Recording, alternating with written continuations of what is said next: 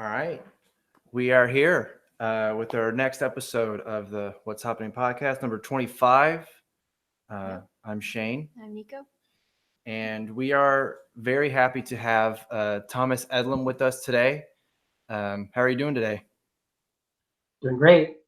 We just had a little technical snafu trying to get on the air. And the funny thing is, the episode's about William Norman Grigg. He was a self-described techno-klutz. He would have me fix his technology. That's how bad he was at technology. But he was great at writing. So there we go. Well, at least he had something there. Yeah. Yeah. But yeah, so for you, Tom, I know you're a writer. I know that you are published at Libertarian Institute, and I heard you first on the Scott Horton show, right? Talking about the new book about William Norman Grigg, and it's pretty much just a collection of his writings, correct? Yeah, it's a collection of his writings. Here's a copy of the book. I wrote the foreword. It's mostly a collection of what he selected as his best writings from about 2001 to 2013. He put the project in the hands of a friend, Darren Williams, who, he took a couple years to, have a family, and then when Will died unexpectedly, there was a new urgency to get this book published. So Darren gave me a call and said, "Hey, would you write an introduction to the book, and would you give it a pass as an editor?" So I did. And then when when we were kind of done with our end of things, we said, we should probably, we had to ask the family anyway. And I said, Will was one of the founders of the Libertarian Institute. Maybe we should give them a chance to publish it. So we consulted with Will's oldest son, William Wallace Grigg, and he said, "No, let's do it with the Libertarian Institute." So we got Scott on board, and the result is this great book. And the thing I like about it, just as a personal thing, the cover art is by Scott Alberts, who was with Will and I both on the staff of the New American in the 1990s. And Scott and Will and I collaborated in the same way with Will's previous book, Liberty and Eclipse. So in Liberty and Eclipse, Will wrote the book, I wrote the foreword, and Scott did the cover art. So one last collaboration between the three friends. It was great. Well, so you knew him for quite a long time, right? Yeah, when I met him in 1993, he was interviewing basically for a staff job at the New American magazine in Appleton, Wisconsin. I'd been on the staff a couple of years. I moved out from the Boston area to Appleton in 1989, and he'd written a couple of really good pieces for the New American as a freelancer, but they were interviewing him to see if he would stay on as a full-timer. And there was a meeting in the CEO's office. He had his corner office upstairs, and I'm walking up the stairs, and one of the other guys in the office, I forget who it was, said, "This guy is Thesaurus Rex. He has this incredible vocabulary." Now he's probably, I don't know, early 30s at the time. So, but he had this huge vocabulary. He used it perfectly, and he didn't use it. We've all run into those people in high school and college that use big words to impress people, but he didn't do that. He was gracious when we didn't understand what he was talking about, and he just used the best word in his mind, and it was wonderful. But I knew him from 1993 on until his death. So it was a pretty good long friendship. What sounds like it. Yeah, I mean, it's funny, when I did the Scott Horton show, Scott was saying, and he was, Tom was Will's protege, and I suppose in a way, yes. And then he said he's Will's best friend, and I'm thinking, I don't know. I mean, I was a good friend of his, but he had so many good friends. So I don't know if I want to say I was his best friend, but certainly he was one of my great friends, and vice versa, because we were just, when people got to know Will Grigg, it was one of those things where you would call, like when I left Appleton, I just left the staff of the New American in 2000, and I moved back to Boston. I wanted to get back to my extended family, and I would call him on occasion. And what I found is that dozens or maybe even hundreds of other people would just call him to, receive his wisdom and humor. I mean, he was so hilarious, and he was so spontaneous too. Let me give you one example. One time when we had offices right next to each other from 1993 all the way up till I left the staff in 2000. And one of the bands I kind of liked in the 90s was In Excess. It's an Australian band, and the lead singer had died. And I went into Will's office and I said, "Hey, Will, the lead singer to In Excess has died. And did you hear that he died of," this was the rumor at the time, "autoerotic asphyxiation?" Now, he hadn't heard this. And his instant reply was, "That's the second most embarrassing thing that can happen to a man." What was the first, according to him? That was what I said. And he thought this all through to the beginning. He said, "Almost dying of autoerotic asphyxiation." And and of course, I had to look. I didn't even, how old was I? I was probably late 20s. I didn't know what that was, but he knew. He knew everything. He knew what it was. He thought the whole sequence through.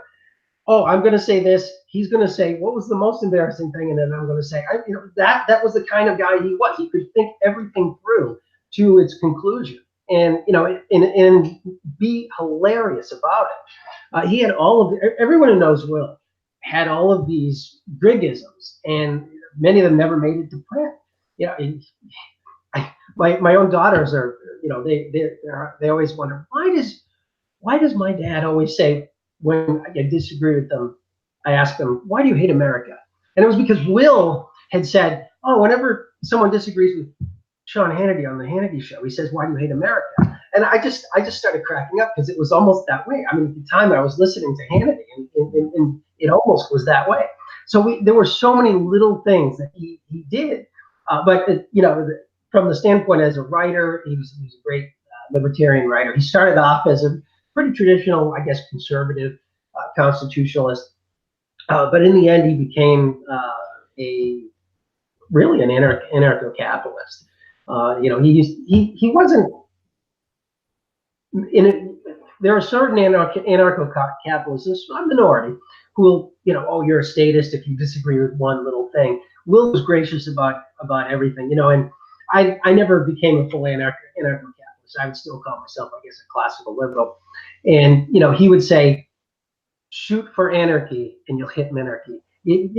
Just little things like that. He was just a wonderful guy, and just this brilliant writer. He had all of these little Griggisms in his book as well. There were all these little personal stories. So that's the answer to your question. Was there any particular, I guess, event that in his life that kind of pushed him towards that realm of anarcho-capitalism, or do you not know about that? Well, I think it was while he was on the staff of the New American in the 90s. I mean, it was the New American had what it was, the John Birch Society magazine, so it was a very traditional conservative magazine.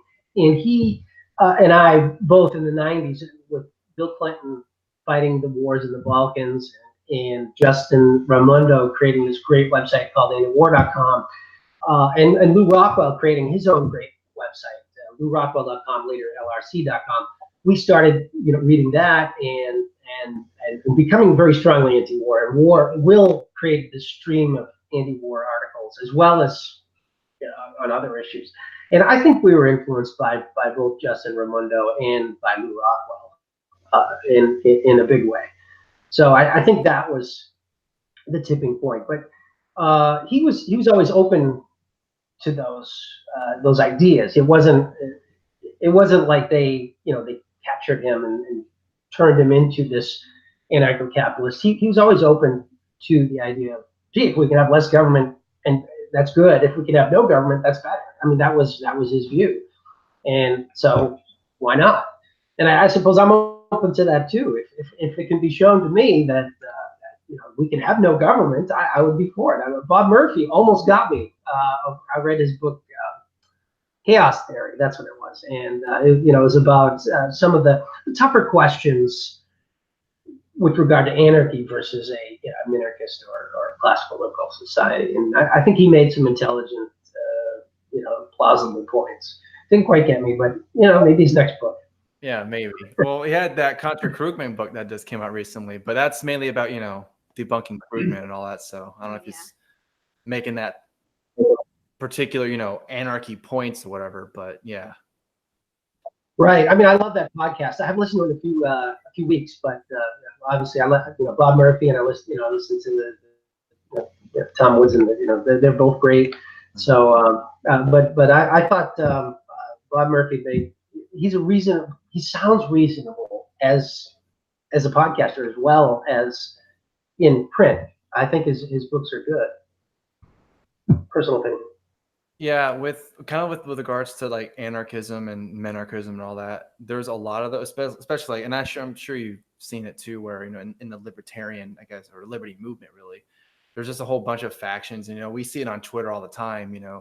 There's people who are just collapsitarian, they just want to collapse everything, to start over, do it all over again. But it's just like with the snap of the fingers, it's But then when you think about it pragmatically, you're just thinking, well, I mean, is it really going to happen right now?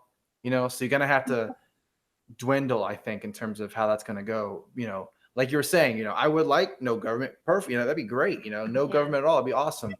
But, and I know there's some people too who want that, but they kind of want to go through it with the, actually going into the government, working, I guess, like, inside out type of thing, Right.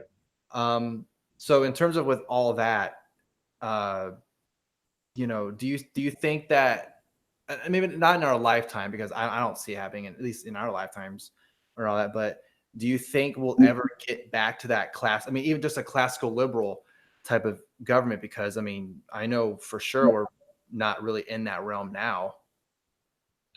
We're not, and I'm not sure that we will.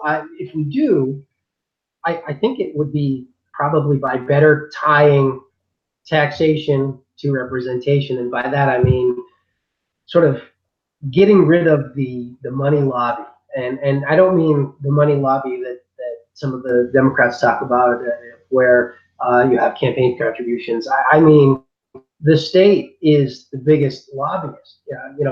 My dad was a civil engineer for the state of Massachusetts, and it was he was pretty open about, I'm voting my self-interest, and he was for Michael Dukakis when he was governor of Massachusetts, but against him when he was the president, because he was a generous paymaster as a governor, but he didn't want him as president. And I think people have that tendency to vote their pocketbook. So if those who pay the taxes get the vote and those who take the taxes don't get the vote, I think that you could see a return to classical liberalism. But I don't know. We'll see. Obviously that would take constitutional changes. That would take a whole bunch of, and that wouldn't by itself solve everything either. Yeah. I don't know. It's it's interesting. You see some of these other societies come up, countries like Estonia, from absolute poverty to now they're advanced nations, and there's going to be very soon there'll be the first African advanced economy as well, probably the Maldives. They will have some examples for us to return, I think, at some point too. But you're right, it's not going to happen all at once. It's going to be, it's going to take some time. But it may be one of those things like Ron Paul described with the collapse of the Berlin Wall. It may take decades, but then it'll be fairly sudden when it happens, because everyone's like, oh, gee, yeah, that's right. I think. Excuse me. I think if you look at, for instance, Social Security, there's financial pressure to solve the Social Security Medicare problem in the United States, and we have ample examples from abroad of privatized systems that are working better than ours. Not just Chile, but the Singapore system, where you have this forced savings, and Australia has superannuation. They have kind of a hybrid system. They have a government and a private, but where and especially as longevity increases and the costs of a pay-go system, like Social Security, goes on, it gets longer and longer and longer, it becomes less and less viable. I think people are going to say, maybe we have to go to a private system because the government system isn't going to be financially viable, and you'll have this cascading effect on Social Security and other issues. So I'm getting a far field from Will Grigg, so I'm going to try to bring it back to him in his book, which every great libertarian, and even if you're not a libertarian, you should read, because it's hilarious. It'll infuriate you. You'll want to weep at some parts. And of course, some of the stories, like the Christopher Tapp story that Scott Horton had mentioned. Here's a case of a guy who was innocent, who was forced to plead guilty, and then they found the guilty guy. And Will was right on the case right from the beginning. And some of those stories are in here. Will was it sort of, I don't know, it sort of bothered me, but at the same time I realized it was an important issue that he focused so much on police abuse after about 2010, because I thought, gee, he has so much to offer on so many issues, and the police issue is a huge issue. There are over 1,000, or I think it's over 1,200 people that are killed every year by police in the United States, versus half a dozen or less in Germany or Britain. The multiples, even if you include population difference, are several dozen times. So the police abuse is a serious issue in the United States. But I just wanted the range of issues and views of Will, and this book gives it. It starts with an essay on 9/11 that he wrote a couple days after 9/11, and it goes all the way up till about 2013. And most of the essays are pretty timeless.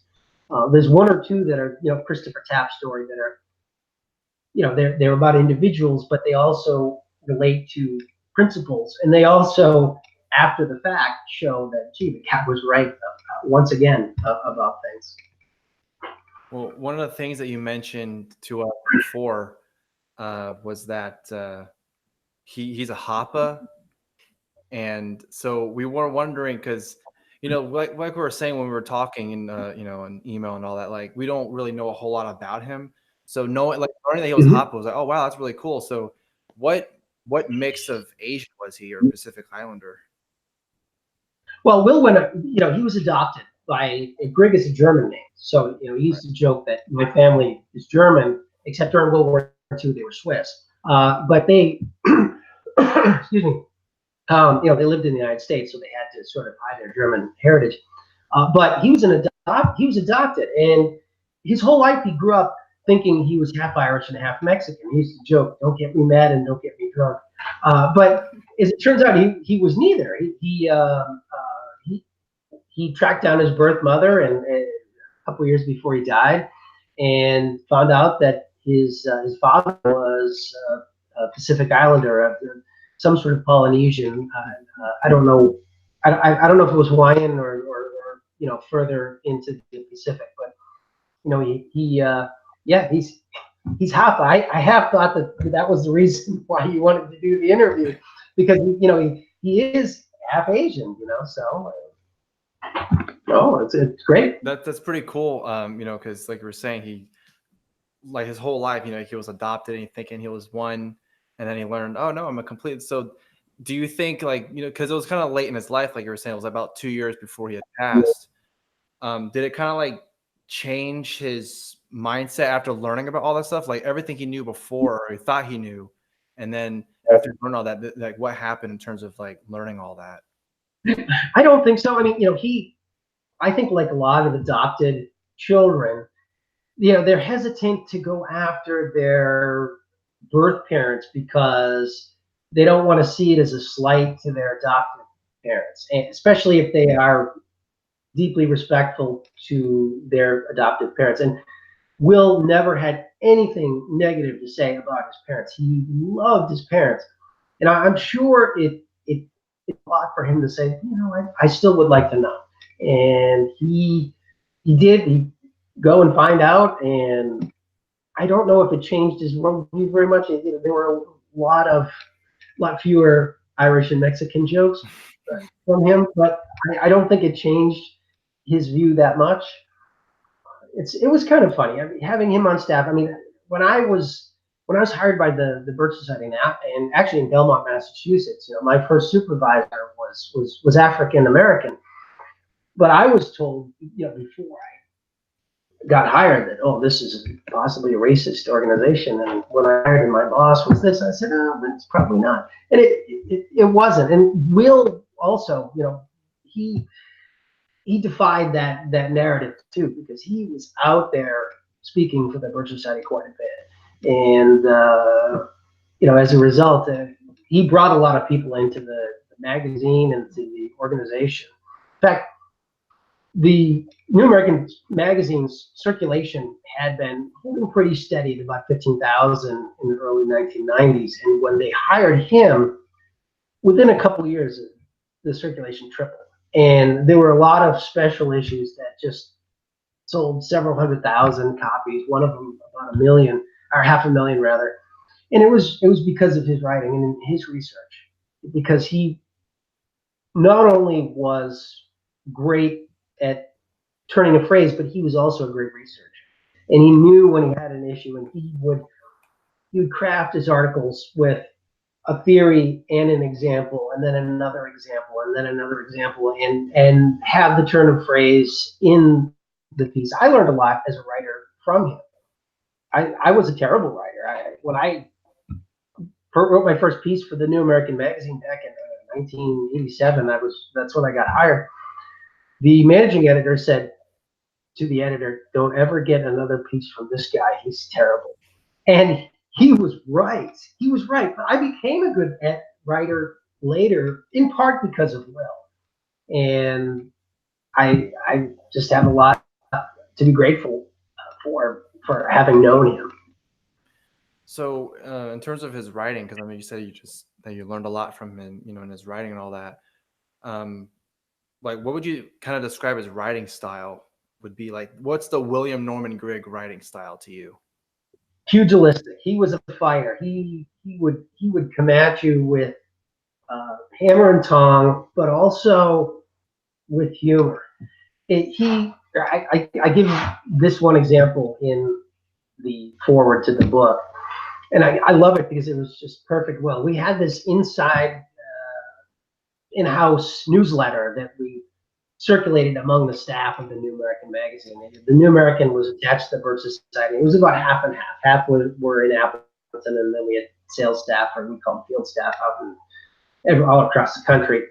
And the newsletter would go in the weekly packet to all of these guys out in the hinterlands, and the research department would put it together. I was the head of research, and Will was sort of attached to research, even though he wasn't one of my employees. He wrote most of the stuff. And one time he wrote about a little piece about the Unabomber being apprehended. He was the eco-terrorist. And he said that the Unabomber had been protesting about biodiversity while himself living his own personal biodiversity by living in a yurt made of his own offal. And of course, at the time, I didn't know what a yurt was, and I didn't know what offal was, but I kind of knew where he was getting at, because the Unabomber was well known. He was very dirty when he was apprehended. So I just laughed, and then I went to the dictionary and looked up the words. I laughed again harder. I mean, he was just that kind of, he was just so funny, while at the same time making a larger point. And that's why whenever the field staff came in for some conference or whatever, they always went down into the basement, and then we were in the basement, and to meet Will Grigg. That was their first stop, always, because they wanted to see, who is this brilliant guy writing this hilarious stuff. And a lot of the humor never made it into press. I mean, some of the stuff did, but most of it got excised out because the New American was going for closer to straight reporting than all of the humor that he was able to do. And this piece, this book has him unedited, so he's got a lot of that kind of humor in it. It's definitely worth reading. Can I sell it more? I don't make any money off of it. My fee for the the forward was to get 3 copies of the book, one that I could lend and one that I could sell to another friend, so I could buy another copy to another friend. That was my fee, because I just want this book to be circulated. And I'm not even promoting my own book, which I should be. Will's book actually, here's my book, A Rogue Sedition, includes a story about how I got thrown off of a federal mafia drug trial in Boston in 2007. Maybe it was 8, but 2008. But my book's great, and you should buy my book too. But if you buy one book, buy Will's book. Really, that's what it comes down to, because it's that good. Well, yeah, you're selling it pretty well. I mean, every time you show it up, it's like, oh, another sale, another sale. I hope so. Yeah. Ours is supposed to get here tomorrow, I think. Yeah, we are supposed to. Yeah, so we have our copy coming in real soon. Good. So now I'm excited to read it. Yeah. So, like I was saying earlier, for us who don't, or for even people who are listening and watching who don't really know a whole lot about him, what would you say would be like an introduction in terms of, like a piece of his that you'd be like, this is the quintessential William Norman Grigg piece. You have to read this one. Oh, I don't know. There were so many. There were just there isn't one that stands out, because they were just all so good. Let me just peruse through the book here, because it was a tough and natural. Stalinist White House. How Whitey Bulger bought Boston was really good too, because he talked about how the mafia is not as bad as the police. He was great at the Whitey Bulger one was really good. I like that, how Whitey Bulger bought Boston, and how we have a local talk show host here, Howie Carr. He's great on a lot of issues, and he's done a lot of reporting about the Whitey Bulger case. But Will Grigg just encapsulated it and talked about how the difference between Whitey Bulger and the FBI is that when Whitey Bulger was going after this and put a hit on Howie Carr, the local talk show host and Boston Herald reporter, the assassin had him in his gun sights in his front doorstep, and his little girl was there with him, and he didn't fire. And he said, contrast that with the FBI at Ruby Ridge in Idaho with Randy Weaver and his wife, and the wife was holding a baby, and bam, Lori, the Horiuchi, well, I forget what his first name was, but the FBI sniper shoots her dead. So, and of course, it's done usually with his typical turn of phrase and some witticisms in there. I mean, obviously, you can't be funny about everything. Certainly, murder is not funny, but he's great at those kind of contrasts by just looking at, okay, here's one thing, here's another thing. Which one of these two don't match? And it was a pleasure to know him personally, because he was so funny and so kind and engaging. And I think that was part of the reason why he didn't write as much the last, I don't know, 7 or 8 and 10 years, because everyone was calling him up saying, hey, how's it going? Give us some wisdom. And it would just take so much of his time. He'd be on the phone all the time. So he actually talked to me a lot less the last maybe 2 years. And I think that was part of it. He was just trying to get away from the phone. He would still have conversations with me over Facebook private messaging and other ways, but the live telephone conversations were much fewer. And I think it's because so much of his time was taken up by talking with not just me, but dozens or hundreds of other people who wanted to talk with him.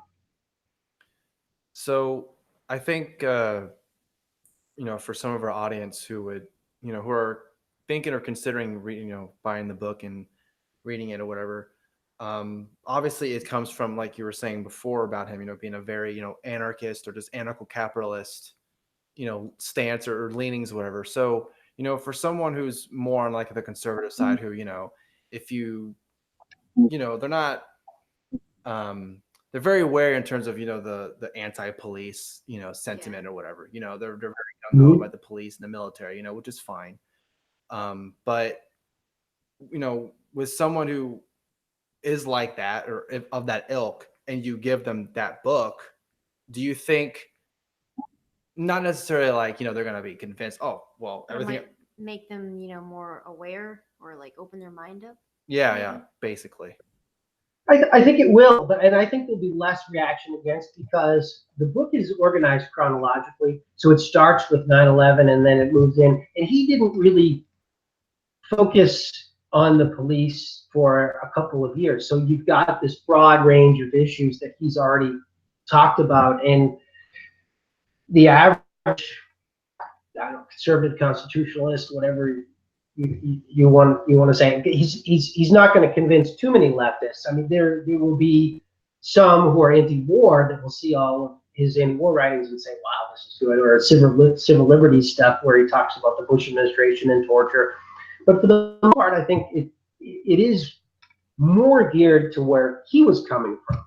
He came from more of a conservative viewpoint, and you can see, even though his earliest pieces don't preclude strong libertarian views, they hint at, okay, I have this conservative bias at first, and then less and less of it as time goes on. And not to say that he was a libertarian, ever became a libertarian.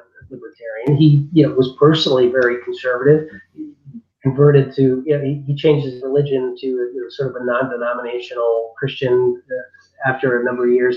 He lived a very conservative life personally, but as far as his political philosophy, it became more and more stridently libertarian as time went on. I was actually surprised. I mean, I thought when he first put up his blog post and it said he was a Christian libertarian, I thought, really, you've gone all the way to being a libertarian?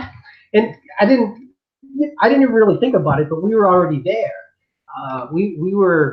Our views didn't really diverge from libertarianism, maybe in theory, in a couple of instances. So we were already there anyway. In some respects, I'm libertarian than a lot of libertarians. A lot of libertarians are very strong for border controls, and I'm not. So I don't have a problem if someone wants to call me a libertarian. But he as soon as he separated from the New American in 2006, he called himself a libertarian and never stopped. And he trended toward, I don't think he ever said, I am an anarcho-capitalist, I think there should be no state, but he wanted to go in that direction. He made it very clear that he did want to go in that direction.